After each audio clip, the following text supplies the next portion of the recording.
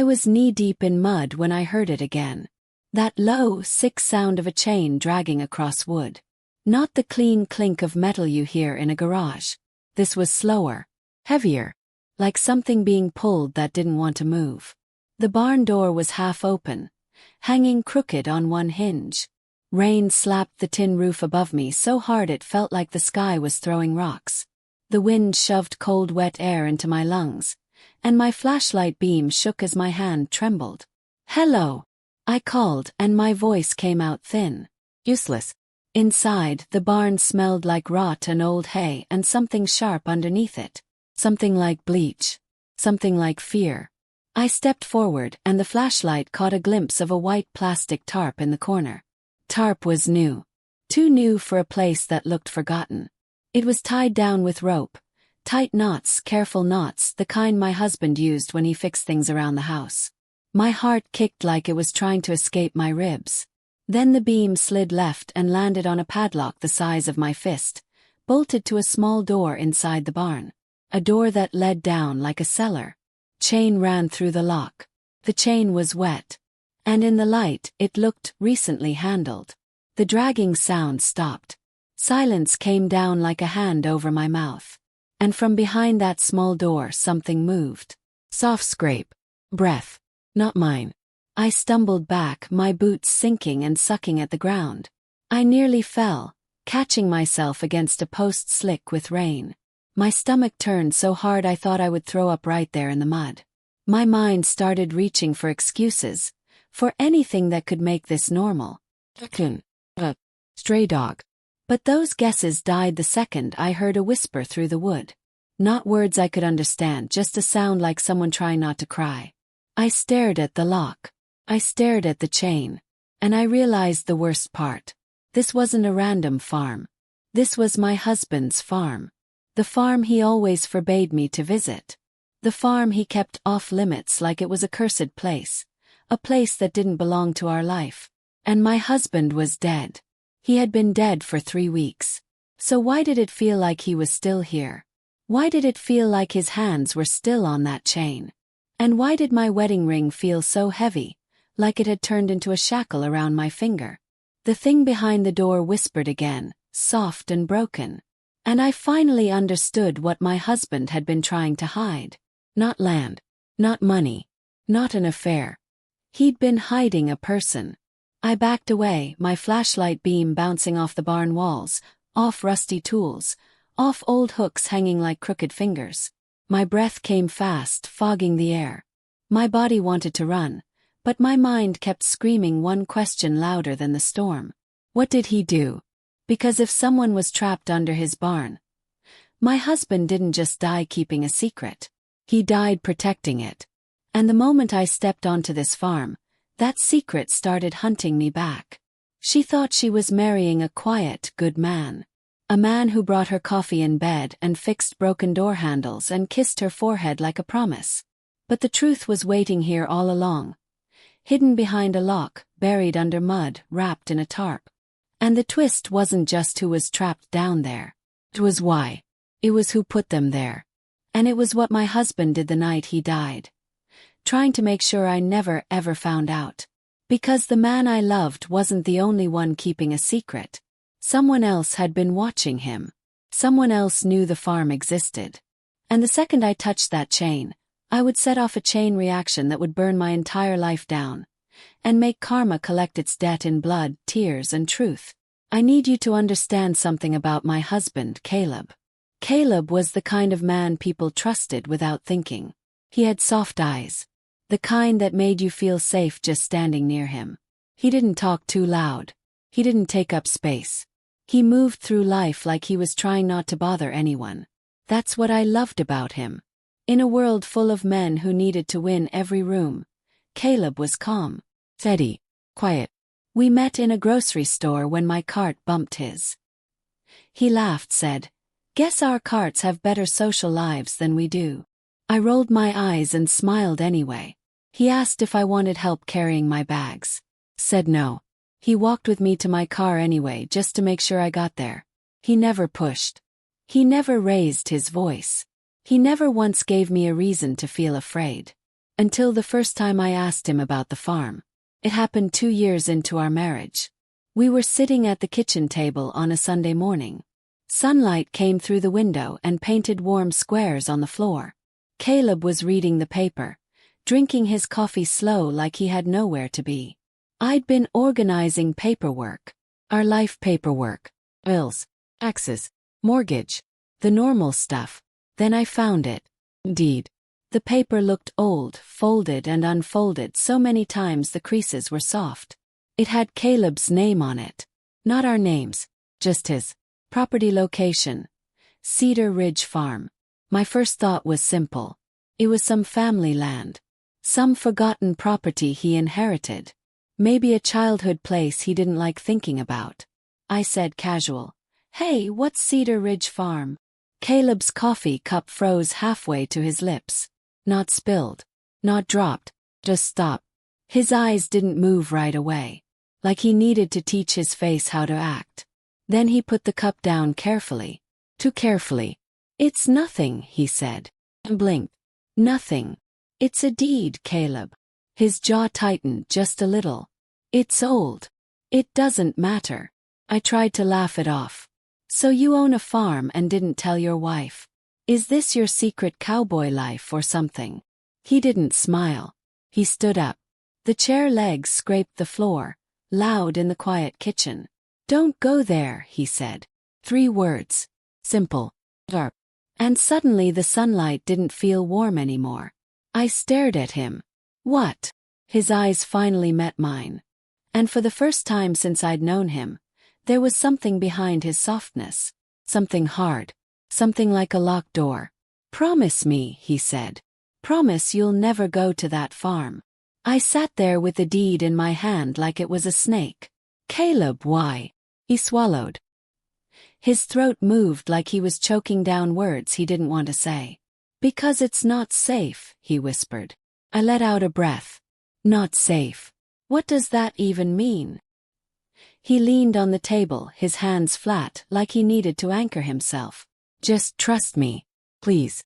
It's not part of our life. I could have fought him right there. I could have demanded answers. But this was Caleb. My calm, steady Caleb. If he was asking like this, if he looked like this, pale, tight, scared, then something real sat behind his words. So I nodded. Okay, I said quietly. I promise. He exhaled like he'd been underwater. Then he walked around the table, kissed my forehead and said, "Thank you." And just like that, the moment passed. He went back to being my husband. Soft eyes, quiet hands, warm kisses. But I didn't forget the way his voice sounded. Not angry, not controlling, just afraid. After that, Caleb visited the farm twice a month. Always alone. Always early. He'd wake up before sunrise. Slip on jeans and boots. Grab his keys. Kiss me gently like he didn't want to wake me, like he wanted to leave no trace. Sometimes I'd open my eyes and see him standing in the doorway, looking at me like he was memorizing my face. Be back by lunch, he'd say. And then he'd be gone. When I asked what he did out there, he always gave me small answers. Fixing fences. Checking the property. Old maintenance stuff. He never brought home fresh vegetables, never talked about planting, never mentioned animals. It didn't sound like a farm. Sounded like a responsibility. Burden. A secret he carried like a stone in his pocket. Still, life moved on. We had our routines. Our inside jokes. Our movie nights. Our long drives with the windows down. We talked about kids someday.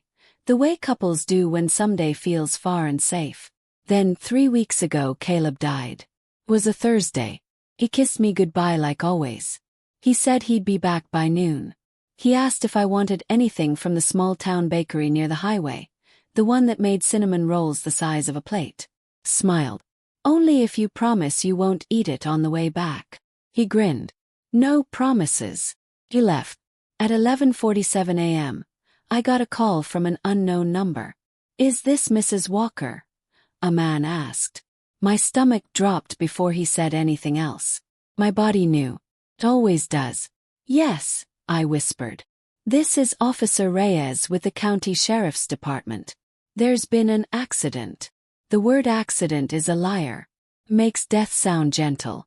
It makes tragedy sound like a mistake you can undo.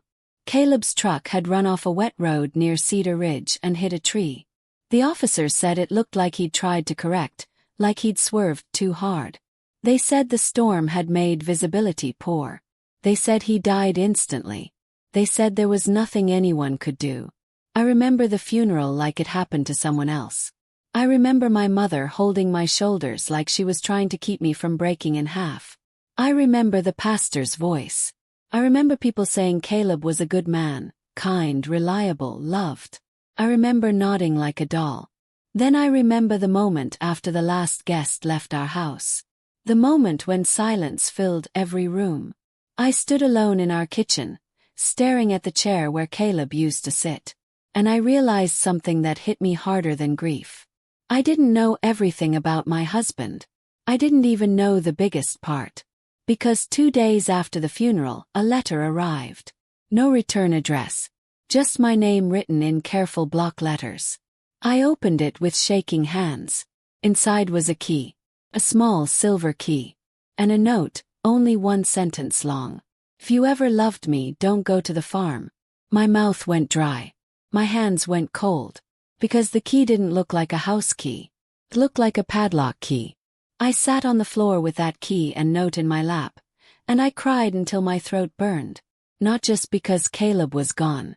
But because even from the grave, he was still telling me no. Still locking me out. Still choosing secrets over me.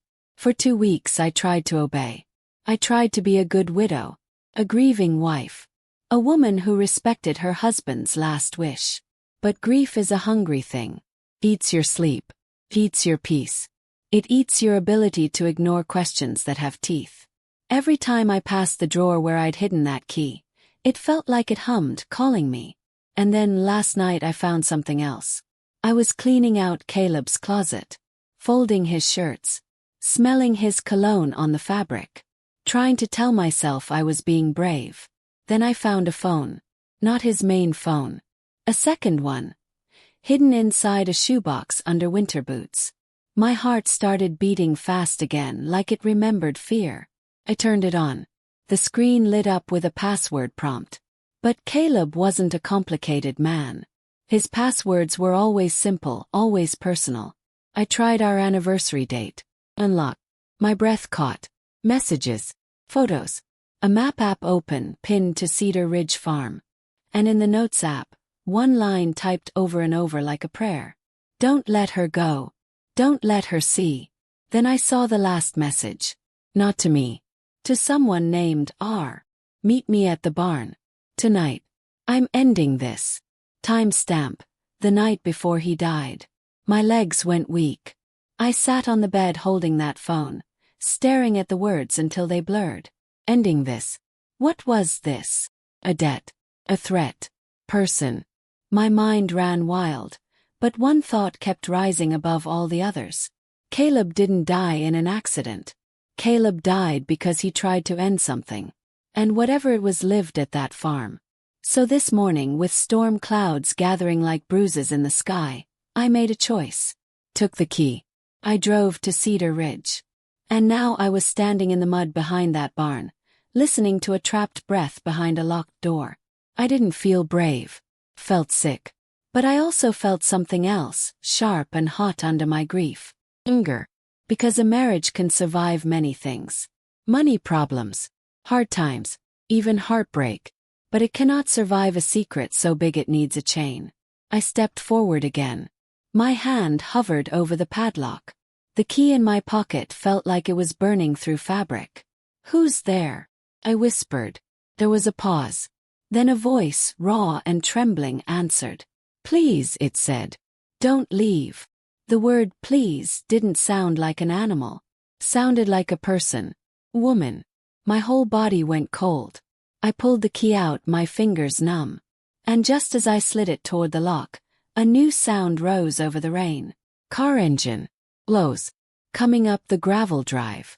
Headlights flashed through the barn slats like eyes. Froze. Because I wasn't supposed to be here. And someone else knew it. Someone else had come. right when I was about to open the door. The gravel crunched as the car stopped. A door slammed. Footsteps approached, fast and certain, splashing through puddles. A silhouette appeared in the barn doorway, blocking the gray light. And a voice I recognized, one that had hugged me at the funeral, one that had said, "If you need anything, I'm here," called my name. Lena. My blood turned to ice. It was Rachel, Caleb's sister. She stepped into the barn, rain dripping off her coat. Her hair was slicked back, and her eyes were wide like she'd been running. For 1 second, relief tried to rise in me. Family. Help. Then I saw what she held in her hand. A gun. Not raised. Not pointed. Just there. Like she expected to need it. Rachel's gaze flicked from my face to the padlock and back. And the softness in her expression drained away. "What are you doing here?" she asked, voice low. I couldn't speak. My hand tightened around the key. Rachel's jaw clenched. "Lena," she said again, sharper this time. "Step away from that door." The trapped woman behind the wood made a sound like she was choking down a sob. Rachel heard it. Her eyes narrowed. And in that moment I saw it. This wasn't surprise. This was panic. Rachel wasn't here to help me. Rachel was here to stop me. And suddenly the story I thought I was living changed. Because if Caleb died keeping a secret, maybe he died trying to keep it from his own sister. Maybe the real danger wasn't the farm. Maybe the real danger was the person standing between me and that lock. I backed up slowly, mud sucking at my boots. "Rachel," I said, my voice shaking. "Why do you have a gun?" She swallowed. "Because you shouldn't be here." "Who is that?" I demanded, nodding toward the locked door. Rachel's eyes darted again like she was calculating. "Doesn't matter," she said. "Come with me. Now." "Doesn't matter." My voice cracked. "Someone is in there." Rachel took 1 step closer. The gun lifted slightly, not aiming at me, but not hidden either. "Lena," she said through her teeth. "Caleb told you never to come here." "He meant it." My chest burned. "Caleb is dead." Rachel flinched like I slapped her. "Yeah," she whispered. "I know." I stared at her. "Do you?" The rain hammered the roof above us like a countdown. Rachel's face tightened. "You think you're the only one grieving?" "No," I snapped, surprising myself with the anger in my voice. "But I'm the one married to secrets. I'm the one who found the phone. I'm the one who read the message about ending this. And I'm the one standing here hearing a person cry behind a locked door." Rachel's eyes flashed. Then she did something that made my stomach drop. She smiled. Not a warm smile. Not a kind smile. A smile like someone who just realized they don't have to pretend anymore. "You shouldn't have snooped," she said softly. My mouth went dry. "Rachel." She stepped closer, boots splashing.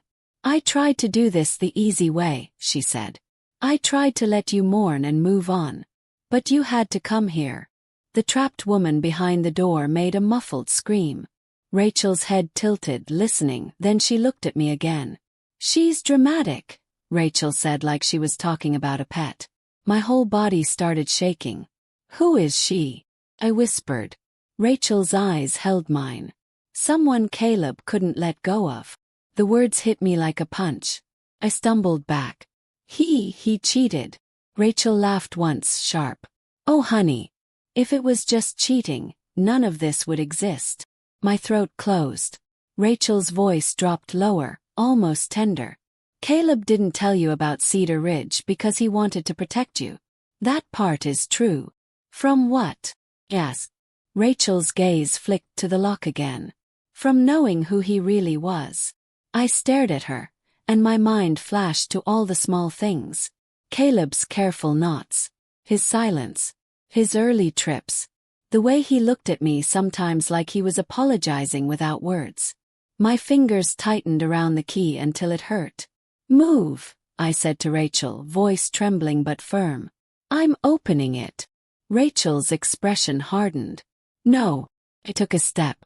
Rachel lifted the gun fully now, pointing it at the ground between us, but the message was clear. Froze. The barn felt smaller. The air felt thicker. Rachel's eyes were wet now, but her voice stayed flat. If you open that door, you won't be able to close it again. I stared at the gun, my heartbeat roaring in my ears. You'll shoot me, I whispered. Rachel's lip twitched. I don't want to. The trapped woman cried again, louder now, panic rising. Rachel snapped. Quiet. The sound cut off abruptly, like fear had shoved a hand over her mouth. My skin crawled. This wasn't grief. This wasn't family pain. This was control. I swallowed hard and forced my voice steady. Rachel, I said, did you kill Caleb? Her face changed. Flicker. Crack in the mask. And in that crack I saw guilt. Not grief. Guilt. Rachel's eyes glistened. He didn't give me a choice. My knees nearly buckled. Oh God, I breathed. Rachel's jaw clenched. He was going to ruin everything. Everything. I repeated. What is everything? Rachel took a shaky breath. This farm. This land. What our family built. What my father left us. Caleb was going to give it away. Give it away, I demanded. To who? Rachel's eyes slid to the locked door again. To her, she said. My mind spun. The trapped woman. The farm. The secret. Rachel's voice became bitter. You think Caleb was some saint. He wasn't. He made a mistake years ago. A mistake that cost us everything. She took another step closer, and I could smell rain and metal and something sour on her breath. He met her when he was young, Rachel said. When he still believed he could fix broken things. She was desperate. Pregnant. Alone. My stomach twisted. Pregnant. Rachel nodded. She said the baby was his. The barn seemed to tilt. No, I whispered. No, that can't be. Rachel's eyes flashed. It was true. At least Caleb believed it. He was the kind of idiot who believes tears. Cold wave rolled through me. Caleb. Father. He never told me. Rachel kept talking, voice sharp now, spilling words like poison. She threatened to go public. To tell everyone. To take the farm, the money, the inheritance. Dad was sick back then. Caleb panicked. And when Dad died, Caleb inherited Cedar Ridge. Rachel's mouth twisted. And then Caleb did what Caleb always does. He tried to solve it quietly. He brought her here. My fingers went numb. To help her, Rachel said. To pay her off. Keep her hidden. To keep her from hurting you. I shook my head, tears burning my eyes.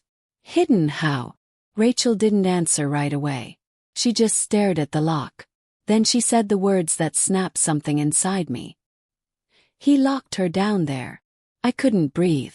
My vision blurred. No, I choked out. He wouldn't. Rachel's eyes turned hard. He did. Maybe not at first. At first it was temporary. A week. Month. He said he'd figure it out. Rachel laughed bitterly. Weeks turned into years. He kept bringing food. He kept promising her freedom. And every time he left, he locked the chain again.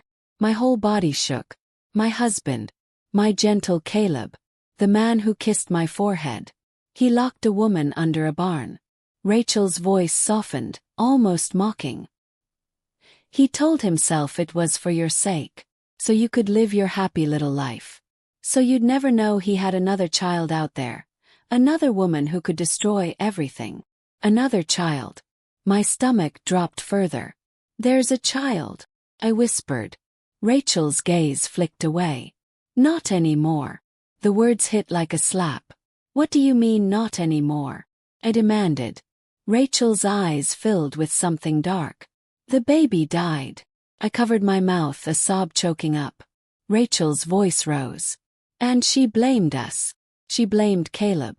She said if he hadn't dragged her here, if he hadn't trapped her, she could have gotten help. Rachel's hands shook on the gun now. But what did she expect? She was the threat. She was the mess. We were just trying to protect our family. I stared at her, horrified. That's when I understood. Rachel wasn't the hero in this story. Rachel was the kind of person who calls cruelty protection. And Caleb wasn't innocent either. But if he had been meeting her tonight to end this, if he was trying to unlock the chain for good, then maybe at the end he tried to do the right thing. And Rachel couldn't let that happen. My voice came out like a broken whisper. You killed him. Rachel flinched again, eyes wet. He drove too fast. I stared. You sabotaged his truck. Rachel's silence answered. The rain thundered louder. My chest tightened until it hurt. Behind the locked door, the trapped woman whispered again, weak and terrified. Please don't let her. Rachel's head snapped toward the door. Shut up. I took a step toward the lock, fast now, rage pushing me. Rachel lifted the gun toward me. And in that instant something snapped in my fear. I stopped seeing her as Caleb's sister. I started seeing her as what she was. A person who would rather kill her own brother than let truth out. I looked her in the eyes and said the only thing that mattered. I'm opening it. Rachel's face twisted, panic and anger mixing. You don't understand, she hissed. If you open it, you lose everything. You lose your home, your money, your name. I laughed, shaky and bitter. My husband is dead. What exactly am I saving? Rachel's gun hand trembled. And then, like the universe decided it was done giving warnings, I heard another sound outside. Car door. Another set of footsteps. Voices. Sheriff's Department. Someone called from outside the barn. Rachel's face went white. My lungs filled with air for the first time in minutes. Someone had followed me. Or maybe someone had been looking for Rachel. Rachel's eyes flicked between me and the door. Then she did something that told me she was desperate. She lunged. Not at me. The lock. Her hand shot out, grabbing the chain like she was going to pull it away to keep me from unlocking it. I reacted without thinking. I slammed my shoulder into her. We collided hard, both slipping in mud. The gun clattered against the barn wall with a metallic smack. Rachel screamed. I grabbed for the key on instinct, my fingers finding it in my fist, still clenched. Rachel clawed at my sleeve, nails digging into my skin. You stupid, she snarled. You're going to ruin everything. I shoved her away and threw myself at the lock. My hands shook so bad it took 2 tries to get the key in. Footsteps pounded closer outside. Ma'am! A man shouted. Are you in there? Rachel lunged again, grabbing my hair, yanking my head back. Pain exploded across my scalp. I cried out, but I didn't stop. Twisted the key. The lock clicked.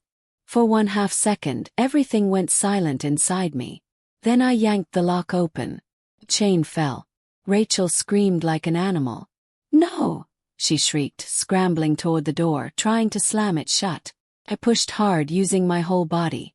The small door swung open. A rush of cold, damp air poured out like a breath from the earth. I aimed my flashlight down.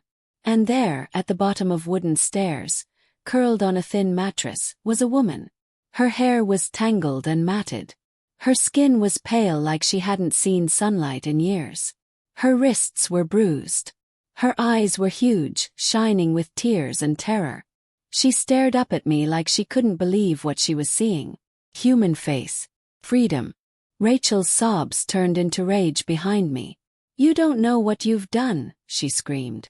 The woman below the stairs whispered, voice cracked and weak. Lena. Froze. How do you know my name? I whispered, horror crawling up my spine. The woman swallowed, tears spilling. Because Caleb talked about you, she said. Every day. My chest broke open. Officer voices filled the barn now. Boots thudded. Flashlight beam swept across us. Ma'am, step away, an officer shouted. Rachel spun, trying to grab the gun again. But a deputy tackled her into the mud, pinning her arms behind her back. Rachel Walker, the sheriff barked. You're under arrest. Rachel screamed, thrashing. She's lying. She's a liar. She ruined us. The woman below the stairs flinched at the shouting, curling into herself. I stared down at her, my hands shaking, my heart cracking in slow pieces. Who are you? I whispered. She took a shaky breath. My name is Mara, she said. And Caleb was my prison guard. The words hit me like ice water. My knees went weak.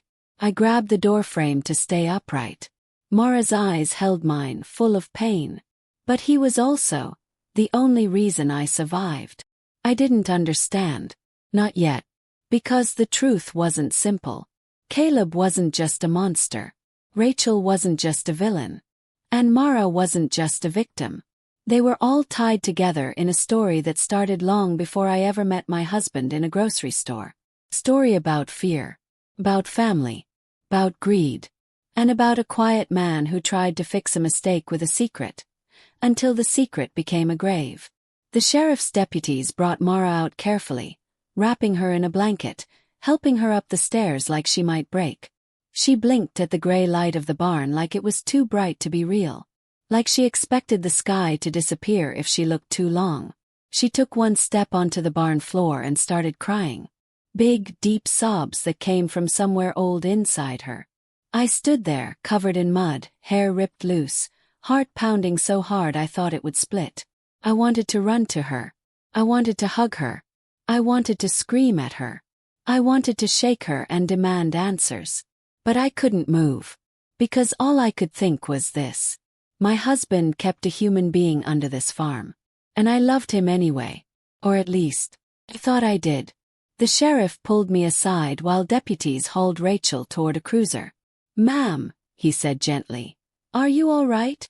I nodded like my head wasn't mine. What were you doing here? He asked. I swallowed. I got a key. Note. Then I found a phone. The sheriff's eyes tightened. A phone. He nodded. Caleb had messages. He was meeting someone here. He said he was ending this. The sheriff's face darkened. Ma'am, he said slowly. Caleb Walker's crash, we've been looking at it again. My stomach dropped. He continued. We found marks under his truck. Like something was tampered with. We were waiting on lab results. I stared at him. So it wasn't an accident. The sheriff's gaze flicked toward Rachel in the cruiser. Screaming, crying, cursing. We believe someone messed with his brake line, he said. My knees nearly gave out. My husband didn't just die. He was killed. The sheriff's voice softened. If you have any information, anything at all, it matters now. I looked past him to Mara, sitting on the back of an ambulance, wrapped in a blanket, staring at her hands like she didn't recognize them. I whispered, everything matters now. That night, at the station, Mara told her story. Not all at once. Not neatly. Came in pieces like broken glass. She was from a small town 2 counties over. She met Caleb when he was younger before he met me. She worked at a diner. He was lonely. Sweet. Helpful. She fell for him fast because he seemed safe. She got pregnant. When she told him, he panicked. Not because he hated her. Because he was terrified of his sister. Rachel. Rachel was older. Martyr. Harper. The kind of person who smiles while cutting you. Their father had died and left the farm and money in Caleb's name. But Rachel ran everything. She handled the accounts, the property taxes, the family reputation. Caleb was the good one, the gentle one. Rachel was the strong one. And strength in her language meant control. When Mara told Caleb she was pregnant, he didn't celebrate. He looked sick. He begged her to keep it quiet until he figured it out. Mara thought that meant marriage, plan, future. Instead, one night, Caleb told her he had a safe place for her to stay until the baby came. He said Rachel couldn't know yet. He promised it was temporary. He drove her to Cedar Ridge. The farm was remote. No neighbors close enough to hear screams. The barn sat behind trees like a hidden mouth. Mara said she didn't realize how wrong it was until Caleb locked the small door behind her. First, she thought it was a mistake. Caleb, she screamed. What are you doing? He stood at the top of the stairs, eyes wet, shaking. I'm sorry, he whispered. I'm so sorry. He promised he'd come back. He promised he'd fix it. He promised he'd take care of her. Then he walked away. And the chain dragged into place. Mara said she cried until she couldn't breathe. Then the baby came early. She was alone. No doctor. No nurse. No help. She bit down on fabric so she wouldn't scream too loud. When Caleb came 2 days later, she was holding a tiny, silent body. Caleb fell to his knees and sobbed like he'd been stabbed. He begged her forgiveness. He said he'd take her to a hospital, to a doctor, anywhere. But Rachel had found out. Rachel arrived at the barn that night. Not with comfort. With rage. With rage. Rachel told Mara she was a liar, a trap, a threat. Rachel told Caleb, "If she talks, we lose everything." Rachel's eyes were cold when she said it, like she was reading a number on a bill. Caleb tried to argue. Rachel reminded him of something Mara didn't understand at the time. Something Caleb had done. Something worse. Because the farm wasn't just a family property. It was a place where secrets were stored. And Caleb had been part of one. Mara said Rachel leaned close to Caleb and whispered, "If she leaves, I'll tell." And Caleb broke. Not because he wanted to. 'Cause he was trapped too. So Mara stayed under the barn. Not because Caleb wanted her there. Because Rachel forced them both. Caleb brought food. Water. Blankets. A radio sometimes. He never touched her again. He never hurt her physically. But every time he locked that chain, he hurt her anyway. Years went by like that. Mara said she stopped counting days because counting made her go insane. She marked time by the sound of Caleb's boots, by the smell of rain, by how cold the floor got in winter. She hated him. Then she pitied him. Then she hated him again. Because sometimes Caleb would sit on the stairs and cry, head in his hands. Sometimes he'd whisper, "I'm trying, Mara. I'm trying to fix this." And sometimes he'd say, "I met someone." When he told her about me, his voice sounded warm. "Her name is Lena," he said one day. "She laughs like sunlight." Mara said she felt jealousy burn through her like poison. Then she felt something worse. Oh, because if Caleb could love someone, maybe he could still choose good. Maybe he could still unlock the chain. Rachel couldn't let that happen. Rachel kept Caleb under her thumb with fear and guilt. Mara said Rachel came down sometimes too, just to remind Mara she wasn't human in Rachel's eyes. Rachel would stand at the top of the stairs, smiling. "You'll never leave," she'd say. "No one will ever believe you." And Mara believed her. Until the night Caleb messaged R and said he was ending this. Mara said he came down late, shaking, eyes wild. "I can't do this anymore," he whispered. "I'm letting you go." Mara didn't believe him at first. Then Caleb pulled out a toolkit. He said he was going to cut the chain. He said he'd turn himself in if he had to. He said he'd tell the truth. He said, "I'm done being afraid." But before he could unlock anything, headlights swept across the barn. Rachel. Rachel had been tracking his phone. Rachel stormed in, screaming, calling him weak, calling him stupid. Mara said she heard them argue above her, voices echoing through the stairs. Then she heard Rachel say something that made the air go cold. "If you do this," Rachel said, "I'll make sure Lena pays too." Mara said Caleb went silent after that. Because Rachel had finally found the one thing he couldn't sacrifice. Me. Caleb's voice broke when he answered Rachel. "Don't touch her," he said. Rachel laughed. Then Mara heard footsteps. Rachel leaving. Caleb came down to Mara, face pale. "I'll come back tomorrow," he whispered. "I'll fix it. I promise." Mara said she grabbed his hand through the bars of the stair rail. "Don't leave," she begged. Caleb cried. "I have to," he whispered. "I have to make sure she's safe." He left. That was the last time Mara saw him alive. The next day Caleb died. And Rachel thought the secret died with him. Until I showed up with a key. When Mara finished telling her story, the room was silent except for the buzz of fluorescent lights and my own breathing, ragged and uneven. I wanted to scream. I wanted to throw something. I wanted to crawl out of my own skin. Instead I whispered, "Why didn't he tell me?" Mara's eyes were red, exhausted. Because he was ashamed, she said. Because he loved you. And because Rachel made sure he stayed scared. I shook my head, tears spilling. He still did it. He still locked you there. Mara's voice cracked. Yes. She stared at her hands. But he also kept me alive. Rachel wanted me gone. Gone for good. Felt sick. And you stayed for years. Mara looked up at me, pain sharp in her gaze. I stayed because I didn't have a choice, she said. And because every time I thought of escaping, I imagined Rachel finding you. My chest tightened. Mara swallowed. I hated you sometimes, she admitted.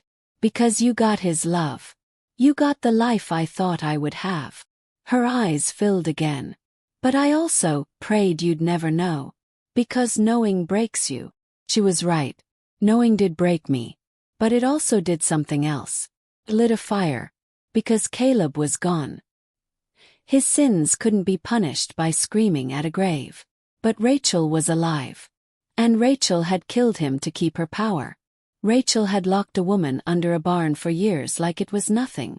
Rachel had hugged me at my husband's funeral and told me she was there for me, while holding the weight of her own crimes behind her smile. And karma.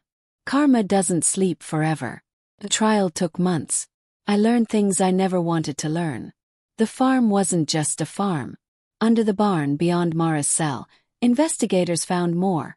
Old records, hidden compartments, stacks of cash, a safe with documents tied to shady deals. The kind of deals that explained why Rachel was so desperate to keep secrets buried. Caleb had been pulled into it as a young man, pressured by family loyalty, fear, and Rachel's grip. Rachel had used the farm like a vault for dirty money and family sin. Caleb had tried to live two lives. A life with me, clean and normal. And a life at Cedar Ridge, where he paid for his mistakes with silence. In the end, Rachel was charged with murder, unlawful imprisonment, and more crimes than I could keep track of. When the evidence of Caleb's sabotaged truck came back, the room felt like it tilted again. Rachel's lawyer tried to paint Caleb as the villain and Rachel as the protector. But protection doesn't require chains. Protection doesn't require a locked door underground. Protection doesn't require murder. Mara testified. She walked into that courtroom like a ghost learning to be human again. She looked at Rachel and Rachel looked away. And when the judge asked Mara if she could identify who kept her imprisoned, Mara didn't hesitate. Rachel Walker, she said. Rachel's face twisted, rage breaking through her mask. She's lying, Rachel shouted. She wanted this. She wanted him. She wanted the farm. Mara's voice didn't shake when she answered. I wanted freedom, she said simply. And you stole it. Then it was my turn. I stood on the witness stand, hands trembling, and looked at the woman who had been my sister-in-law. The woman who brought casseroles after the funeral. The woman who cried and hugged me and said, Caleb loved you so much. I leaned forward into the microphone. You killed your brother, I said, my voice quiet but clear. Not because you were scared. Not because you had no choice. But because you thought you owned him. You thought you owned the truth. You thought you could keep burying people under your life like trash. Rachel's eyes flashed with hatred. You're nothing without him, she hissed. And that was the moment something inside me calmed. 'Cause she was wrong. I wasn't nothing. I was the woman who unlocked the chain. I was the woman who dragged truth into the light. I was the woman who watched karma walk into a courtroom wearing a judge's robe. Rachel was found guilty. When the sentence came down, she didn't cry. She didn't beg. She stared at me with pure venom, like she promised herself she'd haunt me forever. But prison doors don't care about promises. They close anyway. Mara was offered help, therapy, support, compensation. No amount of money can give someone back stolen years. But it can give them a start. I visited Mara once, months after the trial, at a small garden behind a community center where she volunteered. She was planting flowers, hands in soil, sunlight on her face. She looked different. Still scarred, still healing, but different. Alive. She saw me and stood slowly. For a moment we just stared at each other. Two women tied together by one man's sins. Two women who had both paid for Rachel's greed. "I'm sorry," I whispered. Mara nodded once. "I know." I swallowed hard. "Do you hate him?" "Still." Mara looked out at the garden. "I hate what he did," she said softly. "I hate that he was weak when it mattered. I hate that he chose silence for so long." She paused, eyes distant. "But I also know he tried at the end. He tried to end it. And Rachel killed him for it." Her voice cracked. "He died trying to do the right thing, even if it was late." I nodded, tears burning. Mara looked at me then, eyes steady. "What will you do now?" she asked. Took a breath. "I don't know," I admitted. "But I know I'm done living with lies." Mara gave a small, tired smile. "Good," she said. "Truth hurts. But lies rot." When I drove home that day, I passed a field where the storm clouds had finally cleared. Sunlight spilled across the road, turning puddles into mirrors. And I thought about Caleb. About how a man can be kind and still be cowardly. About how love can be real and still be built on secrets. About how people can call it protection when it's really control. And I thought about karma. Karma doesn't always come fast. Sometimes it waits. Sometimes it lets you build a whole life on top of your wrongdoing, lets you smile, lets you pretend, lets you feel safe. Then, when you forget to look over your shoulder, taps the chain, slides the key into the lock, and it opens the door. Here's the lesson I learned the hard way. If someone makes you promise not to look at a part of their life, don't just obey. Squy. Ask hard. Ask again. Because love is not meant to be a blindfold. And if you ever find yourself protecting someone's secret at the cost of someone else's freedom, understand this. You're not protecting love. You're protecting a prison. And prisons always collapse. If you believe in karma, real karma, the kind that finds people even when they hide behind family names and fake tears, then take a second and hit subscribe. Because stories like this aren't just entertainment. They're warnings. And sometimes, they're the reminder we all need. That the truth may be buried. But it never stays buried forever.